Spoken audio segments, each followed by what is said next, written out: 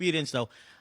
What I want to get straight into is the fact that, I mean, what you guys have been doing is connecting the bridge, like US, even just international artists with Africa. That's been dope. 100%. What's been going on with that, bro?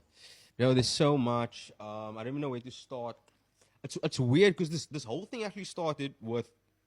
So me and my boy Loiso, Yes. we shot this video during COVID, of us doing the speeches cover, right? And that video ended up going like viral, and then Justin Bieber reposted the video. Okay, dope. Yeah. From there, a bunch of people just started reaching out to me, obviously from the US and then from the UK.